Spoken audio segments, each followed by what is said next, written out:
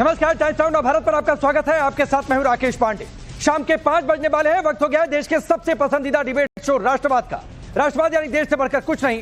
कल होने वाली अलविदा जुमे की नमाज से पहले संभल टू दिल्ली तक क्यों मचा है सियासी दंगल? अलविदा जुमे की नमाज से पहले संभल का माहौल गर्म है, तो आगे ईद और नवरात्रि एक साथ, तो फिर क्या होगा? सवाल यह भी है कि सड़क पर नमाज योगी बर्दाश्त नहीं करेंगे तो कल क्या करेंगे नमाजी, और इससे मजहबी अधिकार छिन कैसे रहा? दरअसल कल अलविदा जुमे की नमाज है और ईद को लेकर यूपी में गाइडलाइंस जारी कर दी गई है। सड़क पर नमाज पढ़ने पर पाबंदी है, बैन कर दिया गया है। संभल में घर की छतों पर भी नमाज पढ़ने की मनाही है। हालांकि प्रशासन ने यह फैसला सुरक्षा और शांति के लिहाज से किया है, लेकिन नमाज के बहाने सियासत भी चमकाई जा रही है। तो सवाल है कि क्या सपा के सांसद वर्ग मजहबी आजादी छीनने की बात कहकर मुसलमानों को भड़काने का काम कर रहे हैं? आज करेंगे चर्चा, लेकिन सबसे पहले आप इस रिपोर्ट को ध्यान से देखिए।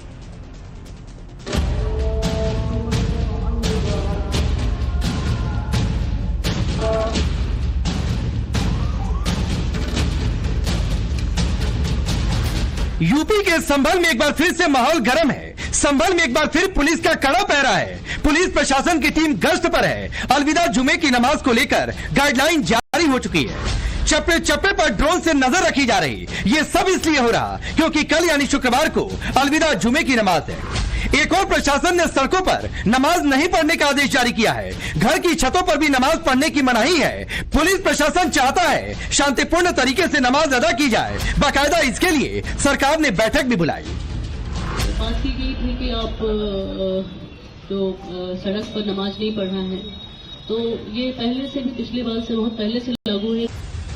लेकिन इस बीच नमाज को लेकर सियासी घमासान तेज हो गया है। 24 नवंबर को हुए दंगे को लेकर मुश्किलों में घिरे समाजवादी पार्टी के सांसद जियाउर रहमान बर्क एक बार फिर से मुसलमानों को भड़काने और उकसाने पर उतारू हैं। बर्क साहब प्रशासन के इस फैसले पर आग बबूला है। सीधे सीधे मुसलमानों के मजहबी आजादी छीनने का आरोप लगा रहे। सड़कों पे जो नमाज पढ़ने के लिए पाबंदी लगाई गई थी, पहले तो हमें उस पर ही एतराज था, क्योंकि जब सभी संप्रदाय के जुलूस या निकलते हैं सड़कों पर घंटों घंटों के लिए, तो उसमें रुकावट नहीं होती। तो चंद 10 मिनट की नमाज पढ़ने से क्या किसी को कोई परेशानी है? और फिर अफसोस इस बात का है कि अब छतों के ऊपर, छत किसकी प्रॉपर्टी है? छत हमारा किसी का घर है, छत है, तो उसे रोकने का क्या मतलब बनता है? ये तो हमारे अधिकारों का उल्लंघन है। हम अपनी छत पे अगर कोई नमाज अदा कर रहा है तो उसे रोकने का कोई मतलब, कोई औचित्य नहीं बनता। और इस चीज़ के लिए अगर ये करते हैं तो यकीनन हम मशवरा कर करके मैं अपने वकील से मैं कोर्ट भी का दरवाजा खटखटाऊंगा। छत कोई सरकारी जगह नहीं है, ग्राम समाज नगर पालिका की नहीं है, एक व्यक्ति की विशेष जगह है। तो अपने घर पर भी अगर इबादत नहीं करेगा तो फिर वो कहाँ इबादत करने जाएगा? इस टाइप की पाबंदियां लगाना जो हमारे संविधान ने हमें अधिकार दिया है, हमारी जो आज़ादी है, हमारी जो मजहबी आज़ादी है, उसको छीनने का काम हो रहा है। सड़कों पर नमाज नहीं पढ़ने की मनाही यूपी में पहले से है। बात संभल के घरों की छतों पर नमाज पढ़ने की रोक की करें तो इसके लिए पुलिस प्रशासन का कहना है मस्जिद के आसपास के घरों की छत जर्जर है और अगर ज्यादा संख्या में लोग छतों पर चढ़ गए तो हादसा हो सकता है। पुलिस ने घरों के हालात को देखते हुए यह फैसला लिया। ने स्पष्ट किया कि हम किसी तरीके से भी ये आसपास का जो इलाका है यहाँ पर नमाज पढ़ने की इजाज़त नहीं देंगे। और इसकी बड़ी जो वजह है वो यहाँ के जर्जर जो कंस्ट्रक्शन है उनके हालात को लेकर है। और अगर आप देखें तो तस्वीरें इधर जो आसपास के मकान हैं, क्या वो वाकई में इस हालात में हैं? उनकी मजबूती इस तरह की है कि उन पर नमाज पढ़ा जा सके। लेकिन पुलिस का कहना है कि आम दिनों में लोग अपने घरों में घर के सदस्य ही मौजूद होते हैं, लेकिन जब यहाँ पर ज़्यादा संख्या में नमाजी आएंगे तो जाहिर तौर पर भीड़ इतनी ज़्यादा होगी कि वो इस तरह की भार क्षमता को सहन नहीं कर सकेंगे। और ऐसे में प्रशासन ने स्पष्ट कर दिया कि इन जर्जर घरों की और पुराने घरों की छतों पर नमाज पढ़ने की इजाज़त वो जो है वो बिल्कुल नहीं दी जाएगी, ताकि लोगों की जान माल का खतरा ना हो सके। लेकिन समाजवादी पार्टी के सांसद बर्क साहब को यह बात समझ में नहीं आ रही। क्या इसके पीछे मकसद एक ही है, मुसलमानों को भड़काओ और सियासत चमकाओ? हालांकि नमाज को लेकर आने वाले दिनों में प्रशासन के लिए और भी बड़ी चुनौती है, क्योंकि रमजान के साथ साथ नवरात्रि आने वाली है। नवरात्रि के बीच में ईद भी है। ऐसे में सवाल है, क्या संभल में ईद और नवरात्रि पर सियासी दंगल होना तय है? सिर्फ संभल ही नहीं, यूपी से लेकर दिल्ली तक सड़कों पर नमाज को लेकर घमासान मचा है। खुद को मुसलमानों का ठेकेदार समझने वाले मौलाना इसे मुसलमानों और इस्लाम के खिलाफ नफरत फैलाने वाला फैसला बता रहे हैं, तो सियासी पार्टियां असल मुद्दों से ध्यान हटाने की बात कर रही हैं। देश के अंदर नफरती बयानों की एक ऐसी बाढ़ सी आ गई है। हर कोई आदमी इस्लाम और मुसलमान के खिलाफ, नमाज के खिलाफ बयान देकर रातों रात हिट होना चाहता है। सड़कों पर जगराते होते हैं, सड़कों पर कावड़ यात्रा निकलती है, सड़कों पर सारे जलसे जुलूस होते हैं जो हिंदू त्योहारों के जलसे जुलूस हैं। मुसलमान तो कोई मना नहीं करता, मुसलमान तो कोई उनके खिलाफ नहीं बोलता। साल में एक बार ईद आती है, उस पर भी ये दिक्कत। क्यों देश में आग लगाना चाहते हो? ये सब नफरती लोग हैं, बड़बोले लोग हैं, हिट होना चाहते हैं, मीडिया में आना चाहते हैं। देखिए, नवरात्रि और रमजान एक साथ पहली बार देश में नहीं आया है। ये केवल इश्यूज को डाइवर्ट करने का एक तरीका है कि आम जनता के जो मुद्दे हैं, महंगाई है, बेरोजगारी है, विकास है, इन सारे मुद्दों से ध्यान भटकाने के लिए ये शासन के द्वारा बुलवाया जाता है अधिकारियों से। अधिकारी अपने मन से नहीं बोलते। मौलाना भड़का रहे, सियासतदान सियासत चमका रहे, लेकिन आम मुसलमान सड़क पर नमाज को लेकर क्या कह रहे हैं वो भी आपको सुनना चाहिए। कि वो तो प्रशासन का काम है, सहूलत देना। सड़क पे होगी तो दुश्वारी आएगी। आपकी मस्जिदों में पढ़े आराम से कि अगर इंशाअल्लाह नमाज होएगी तो वो होएगी। ना हम रोक सकते ना कोई रोक सकता है। नमाज को कोई नहीं रोक सकता है। लेकिन जैसे प्रशासन कह रहा है तो फिर उस वक्त क्या? अब प्रशासन से क्या बताएं?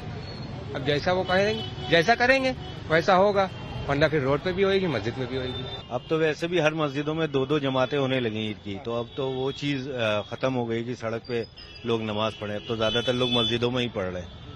अब लेकिन जो पढ़ रहा है वो चीज गलत है, क्योंकि सड़क पे नमाज पढ़ने से आने जाने वाले लोगों को परेशानी होती है, और उससे ये भी होता है कि भाई मुस्लिम भाई हैं अपना बाहर पढ़ रहे हैं, इससे रास्ता जाम हो रहा है, हर तरह से परेशानी है। तो ये चीजें ना हो तो ज्यादा बेहतर है। अब सवाल है, क्या भाईजान प्रशासन का फैसला मानेंगे या फिर मनवाना पड़ेगा? सवाल यह भी है कि सड़क पर नमाज पढ़ने को लेकर सीएम योगी नहीं राजी तो आगे नमाजी क्या करेंगे? सबसे बड़ा सवाल कि क्या सपा के सांसद बढ़कर नमाज के बहाने मुसलमानों को भड़काने, उकसाने और सियासत चमकाने का काम कर रहे हैं? Bureau report, times now Bharat. तो एक तस्वीर बिल्कुल साफ है कि सड़क पर नमाज नहीं होगी, संभल में छत पर नमाज नहीं होगी। मुस्लिम मोहल्लों में संदेश है और बड़ी तादाद में मुस्लिम भी मान रहे हैं कि भाई सड़क पर नमाज पढ़नी नहीं चाहिए, आने जाने वालों को परेशानी होती है, मस्जिद में ही नमाज पढ़ें, व्यवस्था प्रशासन देखे। चलिए मैं आपका परिचय आज के मेहमानों से करवाता हूं। मनीष शुक्ला जी भारतीय जनता पार्टी के नेता और प्रवक्ता, नाजिया इलाही खान है हमारे साथ राजनीतिक विश्लेषक के तौर पर, राजकुमार भाटी जी हैं समाजवादी पार्टी के नेता और प्रवक्ता, हाफिज नूर अहमद अजहरी हैं इस्लामिक स्कॉलर के तौर पर, राजीव रियाज प्रताप गढ़ी हैं एमआईएम पार्टी को सपोर्ट करते हैं, और जगदीश शर्मा जी कांग्रेस पार्टी के नेता। आप सभी का बहुत बहुत स्वागत है। शुरुआत में भाटी जी आपसे करता हूं। आपके सांसद ने कहा है कि मजहबी अधिकार छीना जा रहा है, तो सर मुझे यह बताइए कि सड़क पर नमाज से रोक, छत पर नमाज से रोक, मस्जिद में ही नमाज पढ़िए, इससे मजहबी अधिकार छीन कैसे रहा है?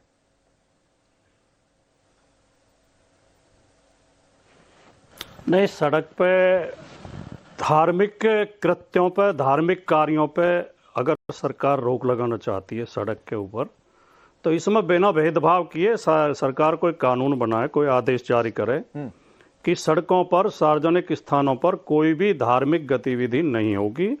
ना तो हमें ना किसी और को कोई ऐतराज नहीं होगा इसमें। और मैं तो व्यक्तिगत तौर पे इस बात का समर्थक हूँ कि सड़कों पर, सार्वजनिक जो स्थान हैं उन पर इस तरह की गतिविधियां नहीं होनी चाहिए। कई बार लोग शादी ब्याह के कार्यक्रम में भी, कई बार धार्मिक जुलूसों की वजह से लोगों को परेशानी होती है, जगह जगह जाम लगते हैं, कोई आपत्ति नहीं। लेकिन सवाल ये नहीं है राकेश पांडे जी, मामला इतना आसान नहीं है, इतना सरल नहीं है जितना कह के आप पेश करने की कोशिश कर रहे हैं। सच्चाई ये है कि उत्तर प्रदेश में पिछड़ों के साथ नौकरियों में बेईमानी की जा रही है, दलित सांसदों के घर पर हमले किए जा रहे हैं, और मुसलमानों को तरह तरह से धमकाया जा रहा है, परेशान किया जा रहा है। उत्तर प्रदेश में जो भारतीय जनता पार्टी का असली चेहरा है, जो असली चरित्र है, वो सबके सामने आ गया है कि ये अल्पसंख्यकों के, दलितों के, पिछड़ों के विरोधी हैं, उनसे नफरत करते हैं, उनके प्रति इनकी दुर्भावना रहती है।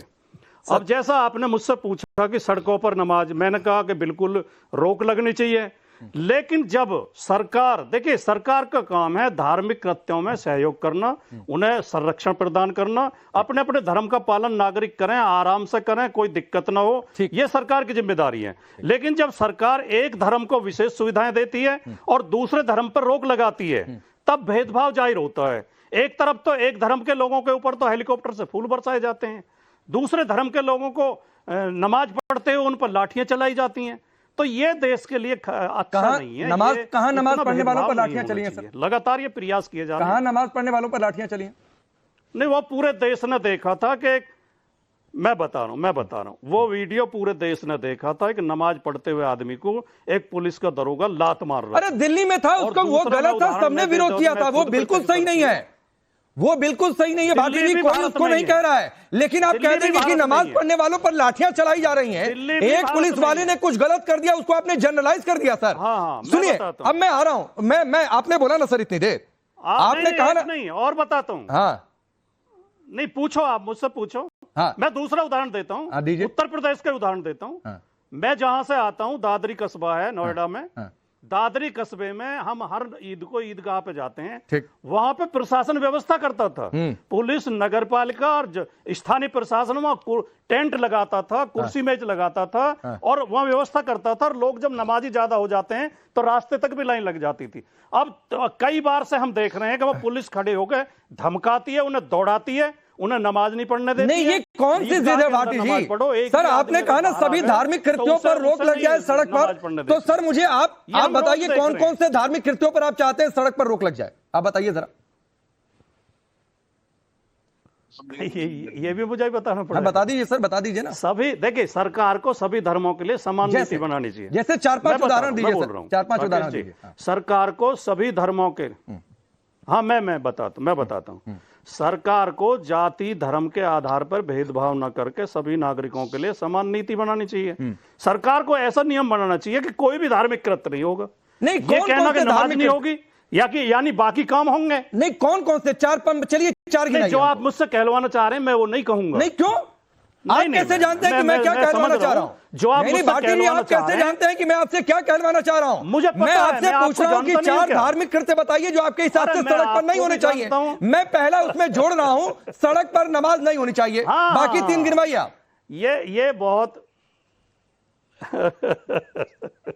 अच्छा, जब मैं ये कह रहा हूं ये बात समझ में नहीं आ रही आपकी? मैं तो बताइए ना सर, कौन से धार्मिक कृत्य आपके हिसाब से सड़क पर नहीं होनी चाहिए? कार्यों पे कांवड़ यात्रा, चलिए मैं बोल देता हूं, आप नहीं बोलना चाह रहे हैं, आपके हिसाब से कांवड़ यात्रा सड़कों पर ना निकले। अरे राकेश जी, ये तो शुरुआत आपने करी नहीं। नहीं, मैंने कहा कि शुरुआत की। आप कह रहे हैं सभी धर्मों के लिए एक समान नियम, तो मैं आपसे पूछ रहा हूं सर, या तो 4-5 गिनवा दीजिए अलग अलग धर्मों के, और नहीं गिनवा रहे तो मैं सवाल पूछ रहा हूं, सड़क पर नमाज नहीं होनी चाहिए, तो क्या आप चाहते हैं कि कांवड़ यात्रा सड़क पर ना निकले? राकेश पांडे जी 10 सेकंड, मुझे एक 10 सेकंड और दे दें आप कृपया।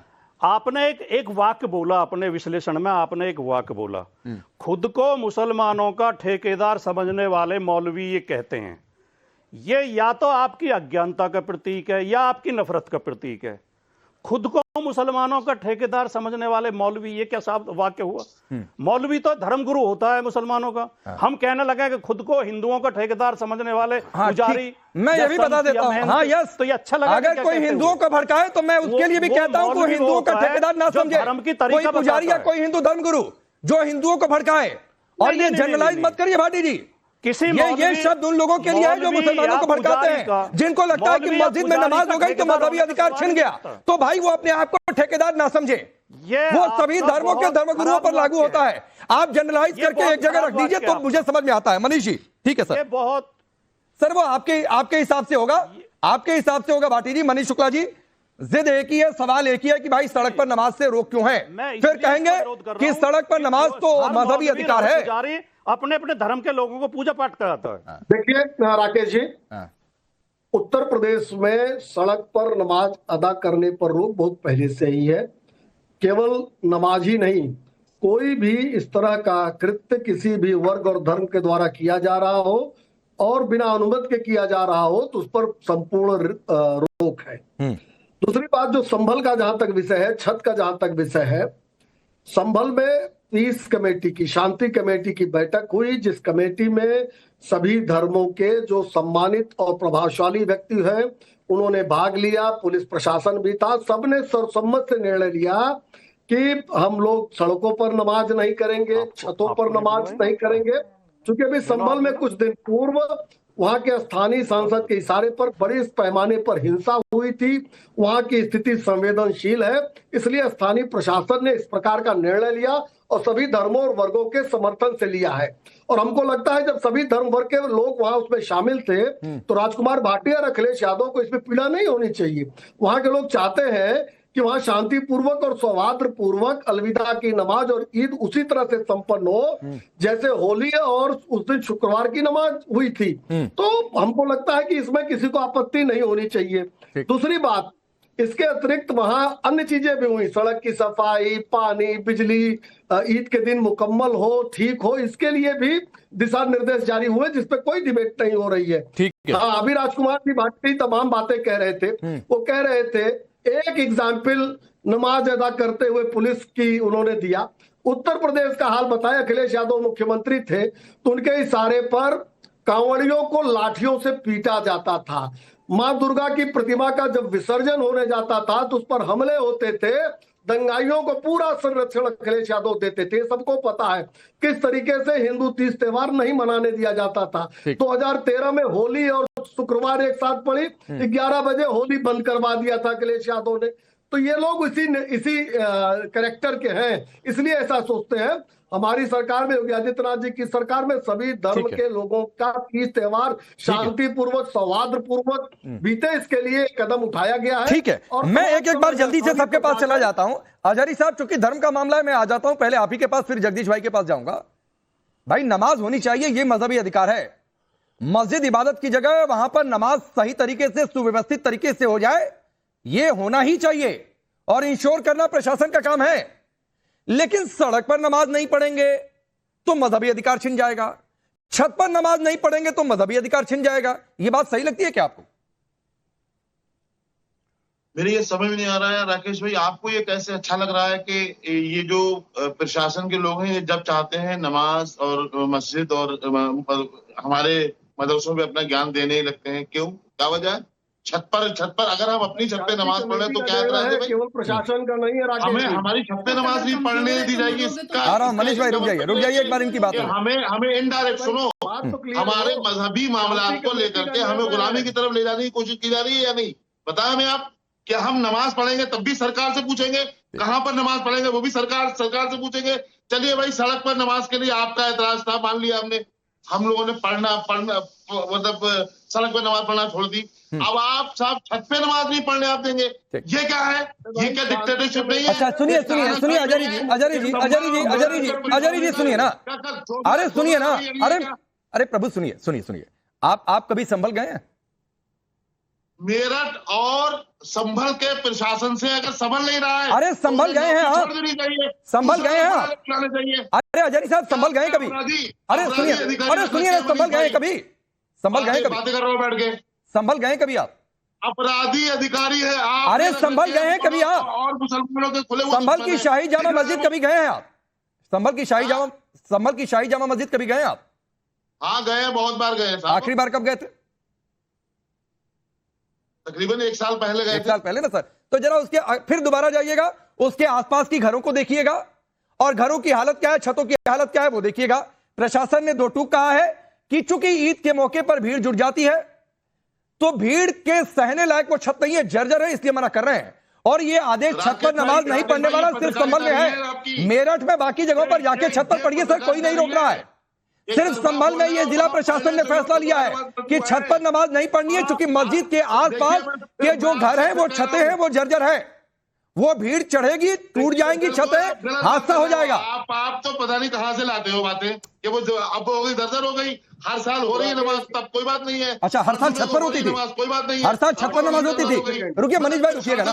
हर साल छत पर होती थी? आपके लिए पुलिस के लोग जो कहते हैं वो सही नहीं, हर साल छत। तो साहब, अरे अजरी जी, अच्छा सुनिए, क्या बात करते हो आप? मुझे आपके पास मोबाइल है, आप हर बार जाते हैं, मुझे एक तस्वीर दिखा दीजिए कि क्या पिछली बार अलविदा जुमे की नमाज, ईद की नमाज संभल शाही जामा मस्जिद के आसपास की छतों पर हुई है। आप दिखा दीजिए सर तस्वीर, पता नहीं पहले था तो दिखाइए। सुनिए हाँ। मालूम नहीं था हमें कि ऐसे दिन आएंगे। सर हमें भी मालूम नहीं था कि ऐसे दिन आएंगे कि सड़क पर नमाज पढ़ने को मजहबी अधिकार बता दिया जाएगा, छत पर नमाज पढ़ने को मजहबी अधिकार बता दिया जाएगा। मजहबी अधिकार नमाज पढ़ना है, इबादत वाली जगह मस्जिद है, सड़क नहीं है सर। एतराज क्यों है? संभल सबल नहीं रहा ना, जिनसे संभल सबल नहीं रहा उनको हटा देना चाहिए वहां से। अच्छा, साफ साफ बात कर रहा हूं मैं आपसे। अच्छा, जो वो लोग जो दंगाइयों के दोषी है वो वहां पर अधिकारी है, तो वो तो मुसलमानों को निशाना बनाएंगे, नमाजों को फिर वही बात है नाजिया, इसमें मुस्लिम कहां टारगेट पर है भाई? नहीं है, इसमें मुस्लिम कहां टारगेट पर है? और मजहबी अधिकार नमाज पढ़ना है कि सड़क पर नमाज पढ़ना मजहबी अधिकार है? उन्हीं के साथ में खड़े हो गए। राकेश जी, हर हर महादेव, जय श्री राम। मुझे लगता है कि योगी जी की मैं आभारी हूँ और देश के सभी मुसलमानों को योगी जी की आभारी होना चाहिए, क्योंकि उन्होंने सही इस्लाम समझाने की कोशिश की है। हमारे अल कुरान के सूरे अन-निसा के आयत 43 में जाइएगा, जिसमें साफ लफ्जों में लिखा हुआ है कि इबादत हमेशा पाक और पवित्र जगह पर होती है और सड़क पाक और पवित्र नहीं होता है। सड़क पर लोग चप्पल पहन करके चलते हैं, तो चप्पल पहनी हुई जगह पर या सड़क पर नमाज कभी भी जायज हो ही नहीं सकती है। दूसरी चीज मैं कहना चाहती हूँ कि हमारे इस्लाम में कोई धर्मगुरु नहीं होता है, क्योंकि अभी नमाजवादी पार्टी के प्रवक्ता कह रहे थे हमारे लिए अल कुरान है, इसके अलावा कोई धर्मगुरु का की कोई जगह नहीं है। प्रॉफेट मोहम्मद है, अल्लाह सुभान है, हमें किसी धर्मगुरु की कोई जगह और कोई इंटरफेरेंस नहीं चाहिए। तीसरी बात मैं कहना चाहती हूँ कि अखिलेश यादव की सरकार में 815 दंगे हुए थे, तब तो आप रोड पर नमाज पढ़ने देते थे, तब तो आप कावड़ यात्रा पर लाठियां मारते थे, तब तो आप शोभा यात्रा पर लाठियां मारते थे, लेकिन नमाजवादी पार्टी बन करके आप नमाजियों को पूरी छूट देते थे। तब फिर 815 दंगे कैसे हो गए? देखिए, अल कुरान के हिसाब से, हदीसों के हिसाब से, सुन्नते रसूल के हिसाब से और हमारी अलहामी किताब के हिसाब से रोड पर नमाज जायज है ही नहीं। अब लो, बिल्कुल नहीं है। अब ये नहीं रुक जाइए, अब ये तो नई बहस आपने छेड़ दी। भाटी जी 30 सेकंड आपको देता हूं, क्योंकि बहुत बार आप पर ही सवाल उठे और डिबेट की शुरुआत आपने की थी। फिर मैं जगदीश जी आपके पास आता हूं। ये तो कह रही है सड़क पर नमाजी जायज नहीं है। कौन है ये? फाजिला है, मुफ्ती है, कौन है ये? अरे आप भी कौन है? मैं यही सवाल वो पलट करने की जरूरत नहीं है, क्योंकि ये तो मैं तो कुरान की आयत पर बता रही हूं। इस्लाम के बागियों को कितने बड़े जाली मुसलमान हो। तुम तो रमजान में नमाज के वक्त में तुम स्टूडियो पे बैठे हुए हो, स्टूडियो में तुम बैठे हुए हो, तुम कैमरे के सामने बैठे हुए हो, तुम तो इस्लाम की कौन है? ये इस्लाम की कौन है? नमाज पढ़ो, रमजान है, माहे रमजान में टोपी लगा। एक मिनट, आवाज सबकी डाउन करिए, आवाज सबकी डाउन करिए, आवाज सबकी डाउन करिए। आप लोग नेशनल टेलीविजन पर हैं, अपनी बात थोड़ा संयमित शब्दों में रखिए। ये बात सबके लिए, नाजिया आपके लिए भी और जरी साहब आपके लिए भी। ऐसे तुम तड़ाक पर मत आया करिए भाई, आप लोग नहीं अच्छा लगता है। लोग क्या परसेप्शन बनाएंगे? और सवाल भाटी जी को मैंने टॉस किया था, तो क्यों बीच में आ गए? भाटी जी बोलिए। देखिए, मैं तो जब आपने कहा था, मैंने तो तब भी सहमति दी थी कि मैं तो इस बात से पूरी तरह सहमत हूं व्यक्तिगत तौर पे कि सड़कों पर कोई भी धार्मिक कार्य, किसी भी धर्म का जुलूस हो और ये इस तरह के नहीं होने चाहिए। तो जुलूस घरों में निकलता है, जैसी नीति हो। नहीं सर, जुलूस घरों में निकलता है। हमारी बहन, और आपके हिसाब से नमाज जुलूस है क्या? हमारी बहन नहीं, देखो, जो आपने सवाल पूछा मैं तो उसका जवाब दे रहा हूं। सड़कों पर आपने पूछा था, सड़कों पर मैं कह रहा हूं कोई भी धार्मिक कार्य नहीं होना चाहिए। दूसरे, हमारी बहन नाजिया ने, वो हालांकि बड़े गुस्से में है मेरी पार्टी को लेकर, मुझको लेकर, मुझे ज्ञान दे रही हैं, लेकिन बहन है, मैं बहन का आदर करता हूं। बहन नाजिया ने जब बोलना शुरू किया तो हर हर महादेव और जय श्री राम बोला, तो मुझे बहुत अच्छा लगेगा कि दूसरे बीजेपी के प्रवक्ता हमारे मनीष भाई बैठे हैं, वो भी एक बार अल्लाह अकबर बोल रहे हैं, तो इससे धार्मिक भेद सद्भाव बढ़ेगा, आपसी मोहब्बत बढ़ेगी। जब नाजिया हर हर महादेव बोल सकती हैं, जय श्री राम बोल सकती हैं, तो मनीष जी अल्लाह अकबर बोल सकते हैं। नहीं तो अगर इतना ही उदार होना है, और लेकिन एक आखिरी बात मैं कह दूं राकेश पांडे जी, कि ये इसके लिए कोई किताब पढ़ने की और किसी धर्मगुरु से बात करने की जरूरत नहीं होती। जब आदमी के अंदर लालच आ जाता है नहीं, तो वो अपने ही लोगों को गाली देने लगता, अपने परिवार को, अपने खानदान को गाली देता, अब आप नाजिया को लालची बता रहे हैं। बोलता है। आप नाजिया को लालची बता रहे हैं। आपको नाजिया का हर हर महादेव बोलना आपको बुरा लग गया। नाजिया से किसी ने कहा तो नहीं कि हर हर महादेव बोलो। ये उनकी इच्छा थी कि वो हर हर महादेव बोले कि क्या बोले, नहीं बोले। आदमी के अंदर लालच होता है। आपने चूंकि नाजिया ने हर हर महादेव बोल दिया तो आप कह रहे हैं मनीष शुक्ला यहाँ पर अल्लाह अकबर बोल दें। इतना नहीं सर, लालच किसका है वो दिख रहा है टेलीविजन स्क्रीन पर। भाटी जी, तो समाजवादी पार्टी के प्रवक्ता पूरी नहीं, मुझे वो अच्छा लगा। नाजिया ने हर हर महादेव बोला, मुझे अच्छा लगा। और मुझे मनीष जब अल्लाह अकबर बोलेंगे वो भी अच्छा लगेगा। मैं भारत में रहती हूँ, मैं संवैधानिक मुसलमान हूँ, मैं हर हर महादेव मुझे बोलने का समय देंगे। ठीक है, मैं आ रहा हूँ। रुकिए मनीष जी, आ रहा हूँ, मैं आप ही के पास आ रहा था। अब रुक जाइए आप मनीष जी सुनिए।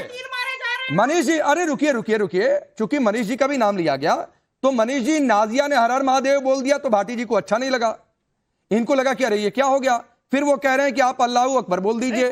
फिर वो नाजिया को लालची भी बताने लगे। राकेश पांडे जी, आप गलत कह रहे हैं।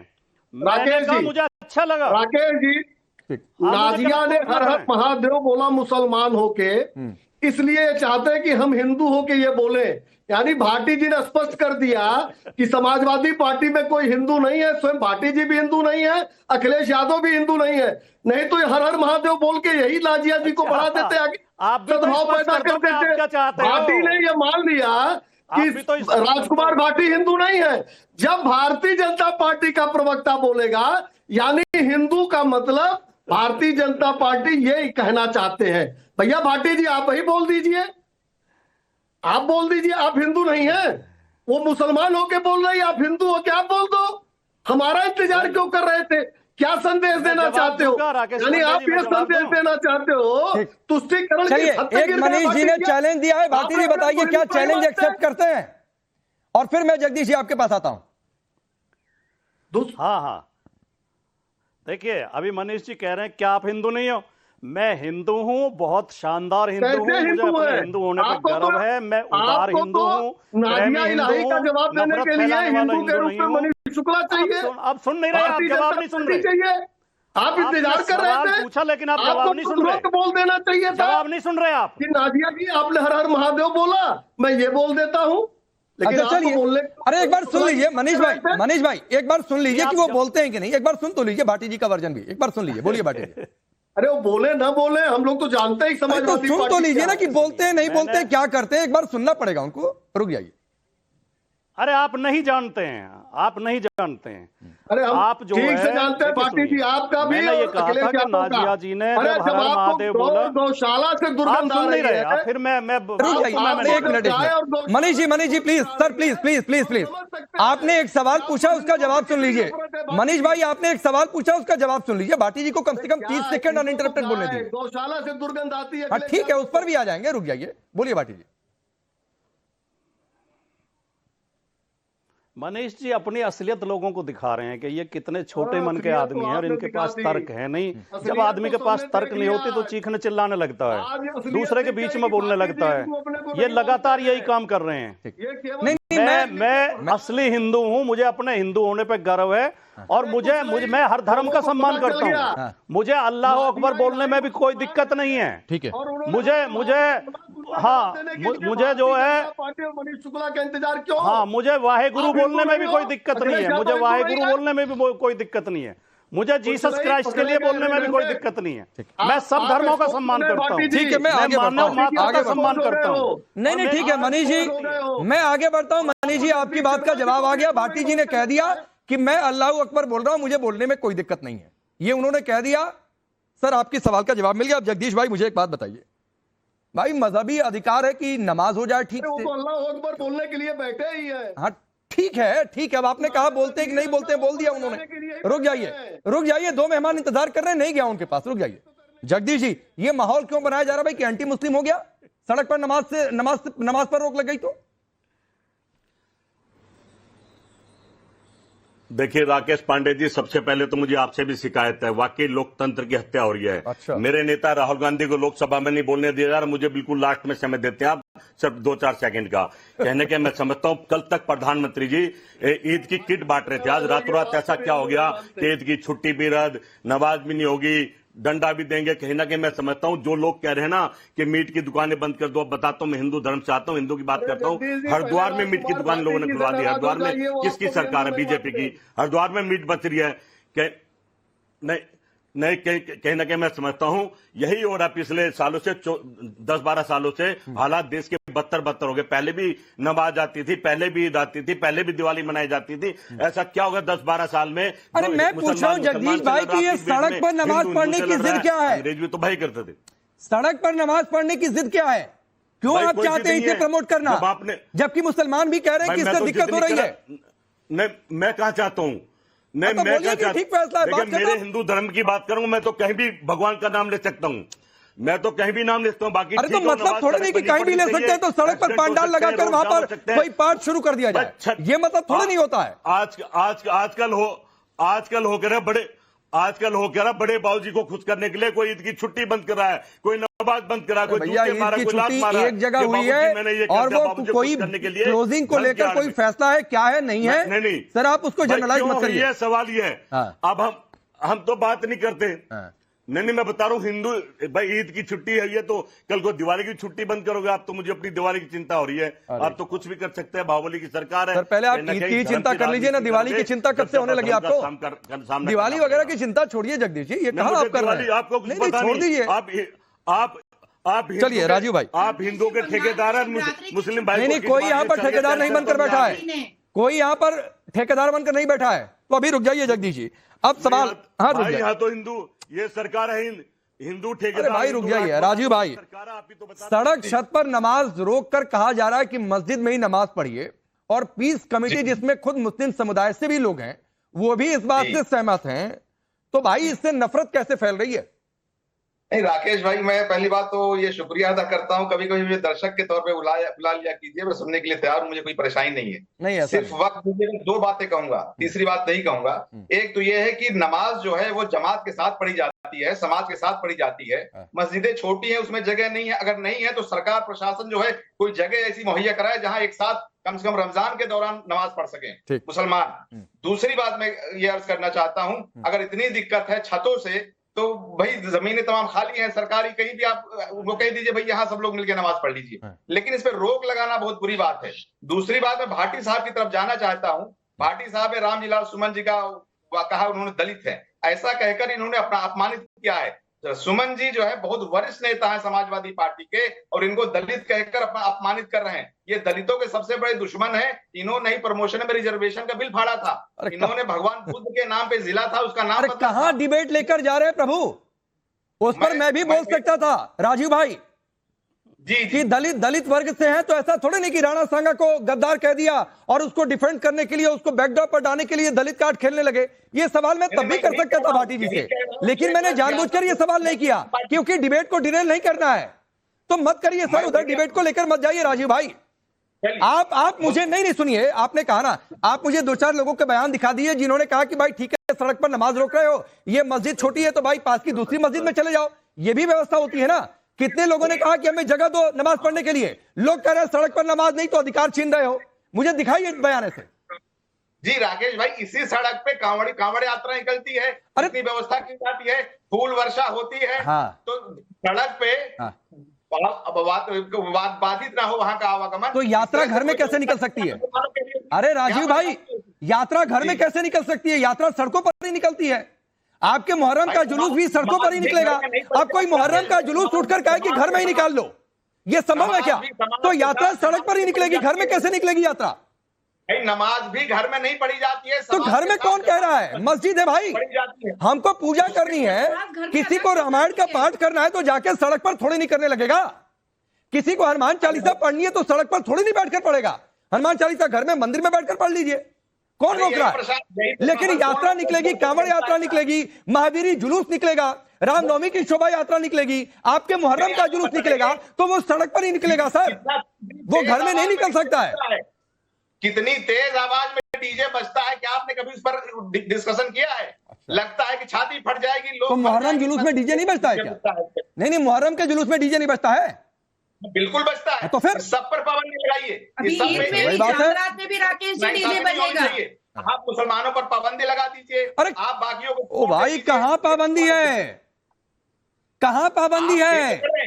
पाबंदी नमाज पढ़ने पर नहीं है। एक नैरेटिव आप सेट कर रहे हैं राजीव भाई। सार्वजनिक जगह पे इजाजत दीजिए पढ़ने की। क्यों? सड़कें अब जो आवाम की जगह है। अब नाजिया 30 सेकंड आपको दे रहा हूं। ये आ गई राजीव भाई के मन की बात कि मस्जिद में ना पढ़ेंगे, पब्लिक प्लेस चाहिए नमाज पढ़ने के लिए, मस्जिद में ना पढ़ेंगे भाई। पॉपुलेशन ज्यादा है। देखिए राकेश भाई, मैं राजीव जी को समझा देना चाहती हूँ कि हमारी इबादत जो है वो घर में भी जायज है, और घर सबसे ज्यादा इस्लामिक तरीके से पवित्र और पाक होता है। तो हम अपनी इबादत घर में करें तो ज्यादा अच्छा है। दूसरी चीज मैं बताऊंगी कि उत्तर प्रदेश के सिर्फ 10 जिलों में 260 से ज्यादा मस्जिदें हैं और 100 से ऊपर ईदगाहें हैं और 150 से ऊपर मजार है।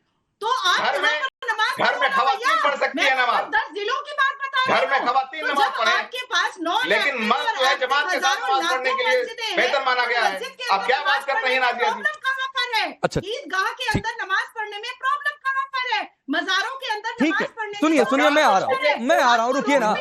अरे सुनिए राजीव भाई, सुनिए संभल में शाही जामा मस्जिद है, उसके ठीक 10 सुनिए ना, 2 मिनट भी नहीं लगेगा सर, दूसरी मस्जिद भी है। तो एक मस्जिद कहीं पर नहीं होती है। एक मस्जिद में भीड़ हो जाए तो दूसरी मस्जिद में चले जाइए। रुक जाइए प्लीज, ये इस तरीके की बातें मत किया करिए। अब एक सवाल भाटी जी, रुकिए भाई, रुकिए। हाँ रुक जाइए सर, गलत सही ठीक है सर, आप तय कर लिया करिए। ठीक है रुक जाइए, मुझे सवाल पूछने दीजिए भाटी जी। राकेश जी, आपके एक शब्द पे मुझे आपत्ति है। क्या? माननीय उच्च न्यायालय इलाहाबाद ने कहा है कि वो जो जामा मस्जिद जिसको कह रहे हैं उसको विवादित ढांचा कहा जाए। न्यायालय की अवमानना नहीं होनी चाहिए। ठीक है, चलिए आपकी ये बात भी नोटिस हो गई सर, आपकी ये बात भी नोटिस हो गई। अब भाटी जी, आपके सांसद घिर गए हैं, 8 अप्रैल को पेशी है, तो सवाल बहुत सीधा सा है कि क्या इसीलिए उनको ये मजहबी अधिकार पर डंका लग रहा है कि एक माहौल बना दिया जाए 8 अप्रैल से पहले? नहीं, हमारे सांसद, संभल के सांसद बहुत शानदार सांसद हैं, बहुत समझदार हैं, बुद्धिजीवी, पढ़े लिखे हैं और बहुत मिलनसार हैं, कभी नफरत की बात करते नहीं हैं। वो सभी धार्मिक समूहों में एकता के हिमायती हैं, समाजवादी सोच के व्यक्ति हैं, सामाजिक न्याय में विश्वास रखते हैं। तो आप कुछ भी कहे जाएं, लेकिन हम सांसद के साथ हैं और सांसद बहुत कोई कहीं घिरे नहीं है, कुछ गलत बोलते नहीं है, ना उन्होंने कुछ गलत बोला है। वो अपने लोगों के लिए, अपने लोगों के सुख शांति के लिए बोलेंगे। वो कहां उन्होंने गलत बोला? मजहबी अधिकार छीना जा रहा है, जबकि मजहबी अधिकार नमाज पढ़ना है। मजहबी अधिकार ये थोड़ा नहीं कि सड़क पर जाकर नमाज पढ़ लीजिए।